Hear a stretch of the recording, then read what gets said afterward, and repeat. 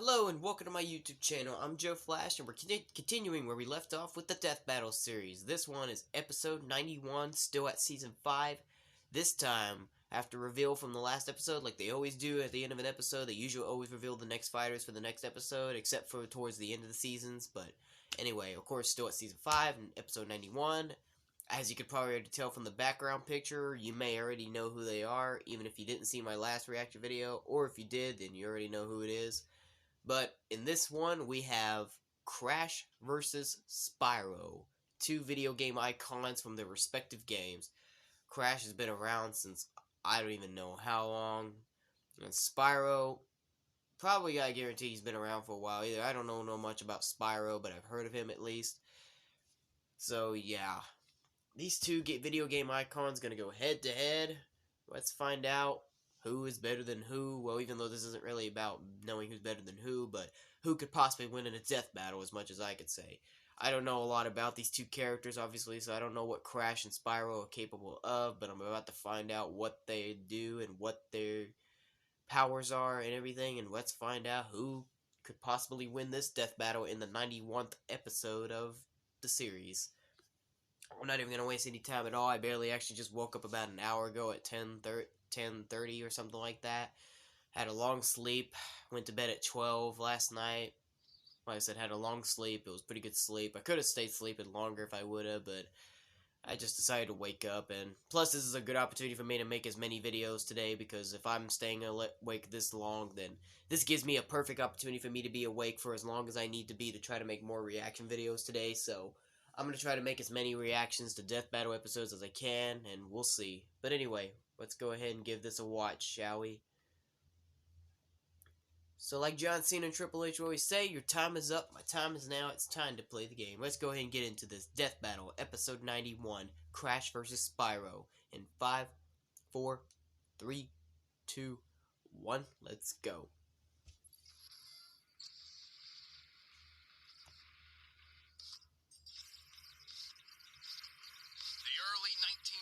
Played host to one of the biggest battlegrounds the world had ever seen. The Console Wars. Nintendo and Sega's mascots were locked in a merciless duel over the gaming throne. Yep. But when the smoke cleared, a surprise third challenger was rising to the top. The Sony PlayStation. And it didn't have just one mascot. It had two. Crash Bandicoot, the mutated marsupial from Down Under. And Spyro the Dragon, the powerful purple hero of the Dragon Realm. He's Wiz and I'm Boomstick. And it's our job to analyze their weapons, armor, and skills to find out who would win a death battle. Oh, it's 3D. Cool. Nice. Listen, I admire another brilliant doctor of science as much as the next guy, especially those with grand plans to take over the world. But I'm not sure Dr. Neo-Cortex makes the cut. Why not? He's an evil genius who made a mutant Aussie army of animals to take over the world. Sure, but when it came time to assign a general for this army, Cortex chose, of all things, a bandicoot. A band of what? You're making that up. It's a real animal. Look. Oh, hey, it's kind of cute. How's that little thing gonna take over the world? I really don't see too many bandicoots, honestly. Successfully mutated into a powerful beast. However, when he tried to brainwash the creature, he utterly failed to create his fearsome general. Instead, he got Crash Bandicoot. So Cortex threw him out like trash, and Crash became his worst nemesis ever. Which is super embarrassing, because this Crash is a few snacks short of a Barbie. But his physical abilities make up for it. He's got parkour skills like nobody's business. Which is appropriate, as bandicoots are excellent jumpers, similar to their marsupial cousin, the kangaroo. He's got superhuman Didn't even know they were related to a kangaroo. kangaroo. Take a big hit and just keep on going, like an Energizer bunny of pain. Crash can double jump in midair, slide incredible distances, and use Crash Dash to boost his speed. He's also tapped into Mojo, a magic substance that's basically life energy, to enhance his battle techniques. He's got his Norris Roundhouse and Triple Dragon, but his favorite move is the Cyclone Spin. He can even give this move a boost for the Death Tornado technique, though this can leave him dizzy and prone to counterattacks. Still, these brutal moves proved incredibly useful for rescuing his fellow mutant bandicoot girlfriend, Tawna. Oh, why does she look like that? She's like really hot, but also not at the same time? I'm really confused. Crash's natural abilities were enough to save her, his future battles with Cortex would require more sophisticated tools. Yeah, like the Rad Copter Pack. He's even got himself the Unicorn of Motorsports, the Space Motorcycle. What I wouldn't give for one of those. To increase his firepower, he carries a special bazooka that uses a naturally occurring and easily attainable form of ammunition. Wampa fruits. The same kind of fruit shooter that's on his power loader suit from Alien. This completely generic-looking mech. But why fruit? I can't imagine it's a particularly effective projectile. I don't know, Wiz. Remember that time I shot you with my potato gun? You were stuck in a coma for like a month. Really? Wait, what? You told me I lost that month because my time travel wristwatch finally worked. Well, where's Crash? Okay, then. All this cool tech? He can't be building it all himself. He's pretty dumb. They're all thanks to his kid sister, Coco, who's 10 times the inventor Cortex is. But Crash isn't really dumb. He just lacks communication skills. He actually shows many symptoms of autism. Some people with autism, known as savants, are extraordinarily gifted in particular skill sets, and I think that describes Crash perfectly. While he may not know how to hold a conversation, I'm actually a bit of autism too, so. Athlete and puzzle solver. Well, I'm sure it helps that he's surrounded by friends who encourages better traits. Hey, that was a good one. Really? Like Aku Aku, his magical mask foster dad, who's basically a god. Lucky bastard. Aku Aku's magical mojo prowess is quite impressive. He's very protective of Crash and will often step in when Crash is in trouble. But not always. Wiz, why can he teleport across dimensions on his own, but can't teleport Crash very far at all? This is as far as I can take us. We'll have to fight our way to the robot's interior and save your sister. Well, perhaps his fatherly intuition is kicking in, encouraging Crash to learn from his own mistakes and become his own man, or bandicoot. Yeah, maybe he's just being a dick. Well, thanks to Aku Aku and his own amazing abilities, Crash has performed some incredible feats while stopping Cortex's plans time and time again. He's strong enough to lift his adopted brother Crunch over his head.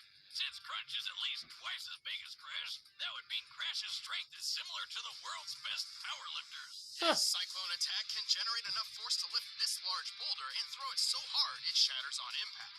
Comparing its size to Crash, that boulder must weigh nearly 8 tons. He's also fast enough to outrun polar bears, which can move up to 25 miles per hour.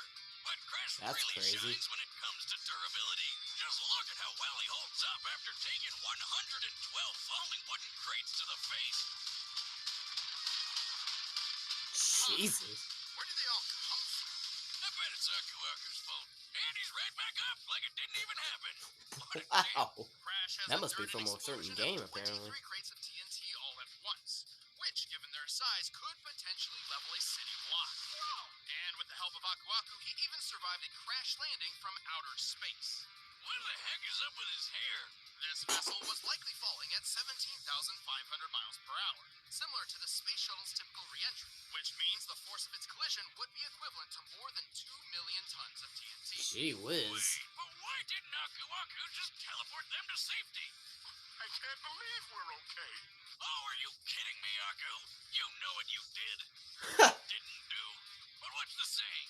Any Crash you can walk away from, right? Plus, given how easy it is for Crash's enemies to lure him into traps, his absurd durability is crucial.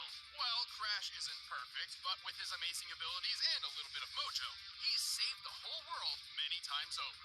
And after years of this, he even finally learned how to speak. Now let's go home and eat pancakes. Pancakes!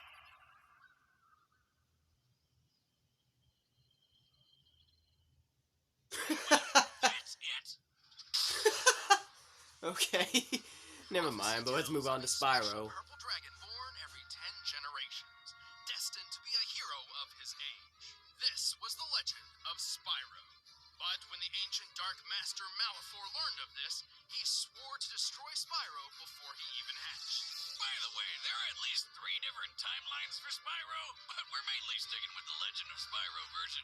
Oh, you see Skylanders? I didn't know that. Anything the other ones can, and more. Plus, I think they're all the same as Spyro reincarnated anyway, since that's what the prophecy says, and look, that's totally Skylands being made at the end of Dawn of the Dragon. Wild fan theories aside, Spyro was saved from Malfor's wrath by Ignitus, a guardian dragon. He decided to pull a Moses and send Spyro's egg floating down a river to who knows where. Okay, why do so many stories start with people just throwing babies into rivers? That's never a good idea. Yeah. Wiz, it worked out fine for Spyro. He was found and adopted by a family of dragonflies. And even without fellow dragons around, Spyro grew up to be a pretty good fighter. He's strong, tough, and makes good use of his horns, tail, and claws. But not his wings. Not yet. Without a dragon's parentage, Spyro remained mostly grounded during his childhood. But he got pretty good at using his head. Like the fun way, not the brainy stuff. You do not want to be on the other end of his charge attack. But one fateful day, everything changed. During a game of hide-and-seek with his quote-unquote brother, Sparks, they got into a bit of monkey business and, in desperation, Spyro unexpectedly breathed fire. This was Spyro's first hint that he was adopted. Hold up. You mean he thought he was an actual dragonfly the whole time?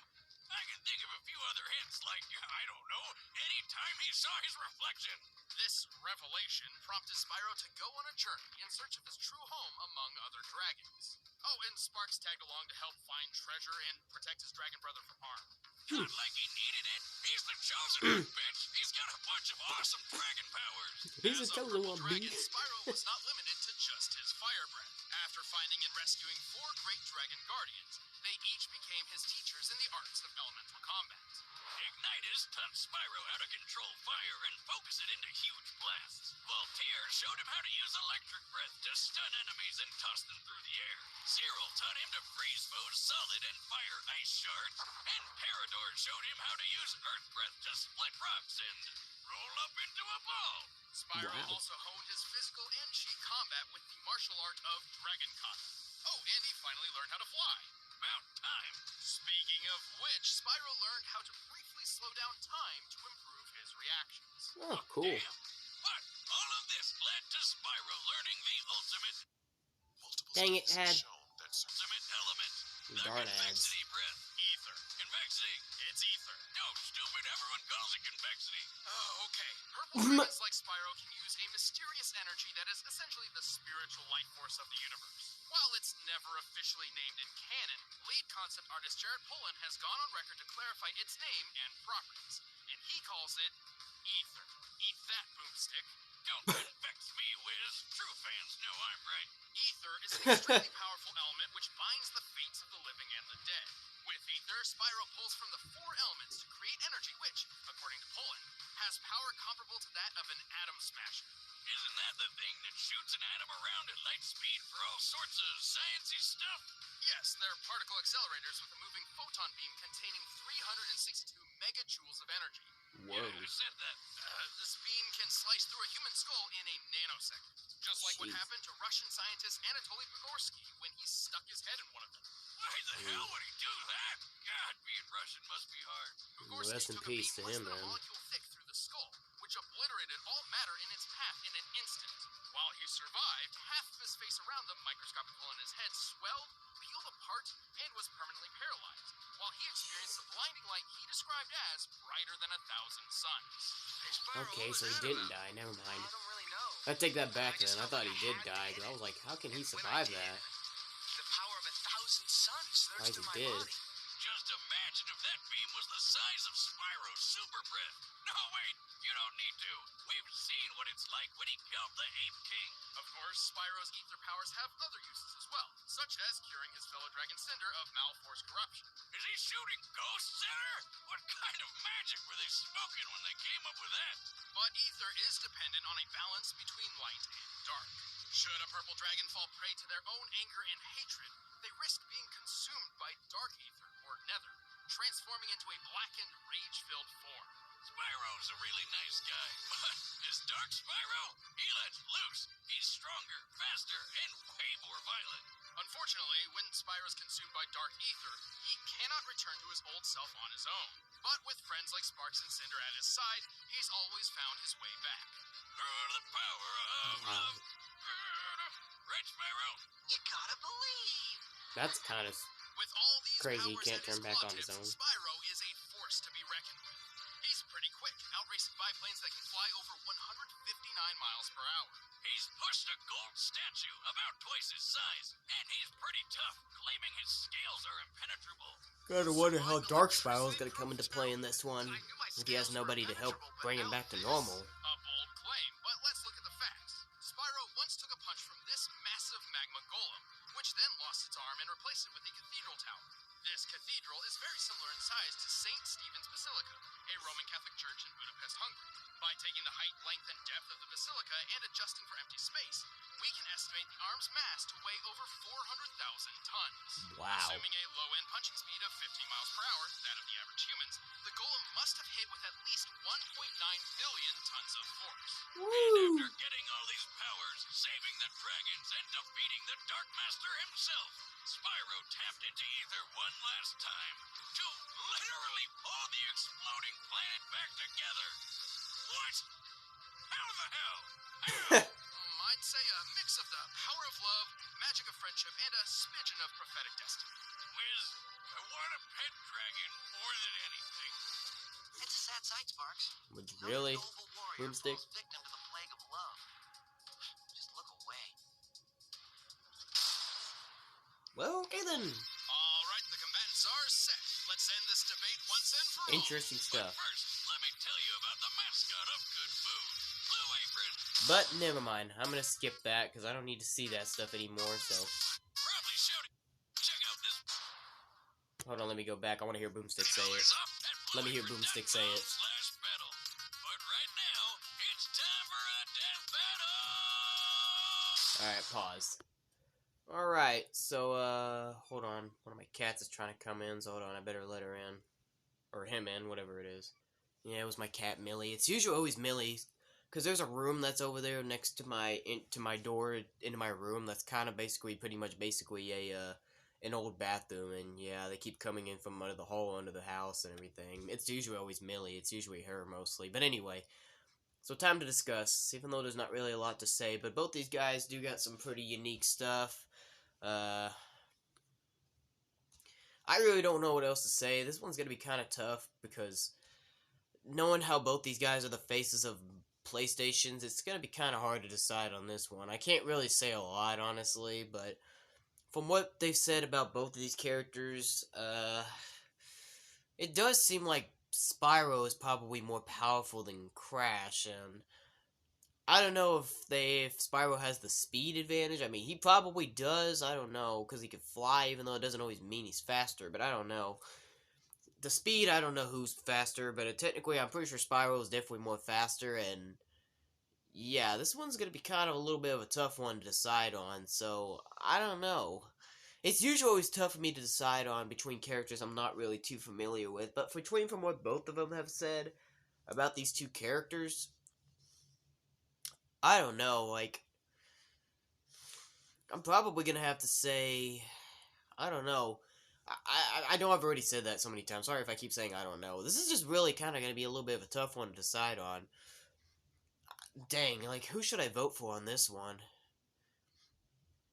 I mean, I've already got an idea who I want to vote for, but should I stick with the decision or should I switch it up? Even though I'm really having a strong feeling that my original prediction's probably not going to be correct, since considering when we saw the other character, it looks like he's more powerful, so I don't know. Should I stick to it or should I switch it up? I think I'll stick with my original decision. I think Crash is going to win. I really don't think that's going to be correct, though, but I'm just going to stick with Crash. I'm sorry.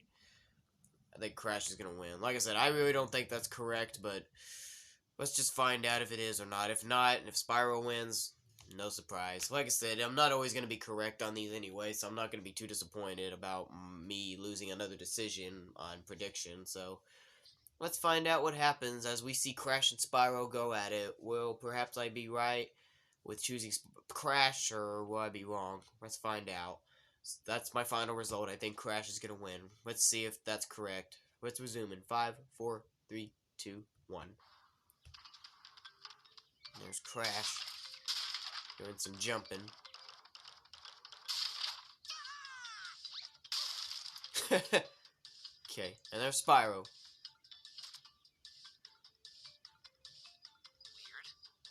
What are you doing?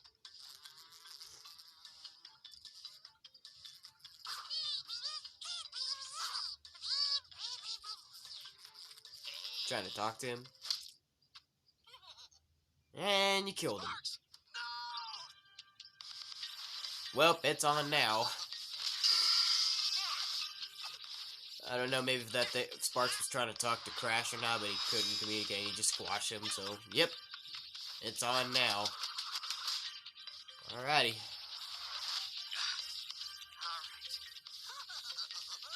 And I gotta wonder how Spyro's gonna be able to turn back to normal, because, you know, if he does become Dark Spyro, we gotta wonder.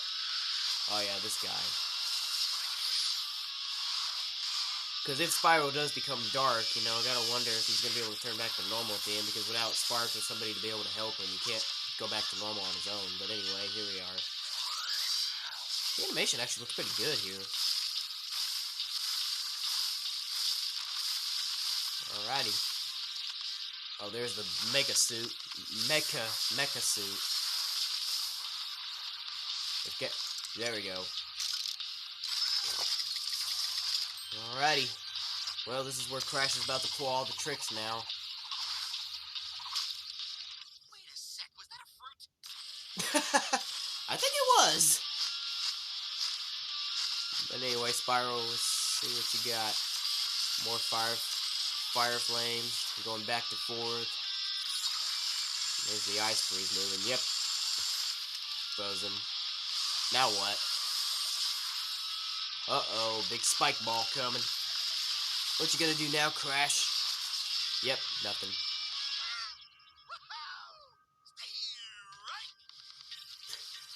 That was a strike, but Crash has still got some backup. Where do you keep finding these things? Fortunately, he's not gonna be able to tell you that because he don't speak too well. But Crash is putting him. Oh, wow. Wow, he booted him in the face like crazy.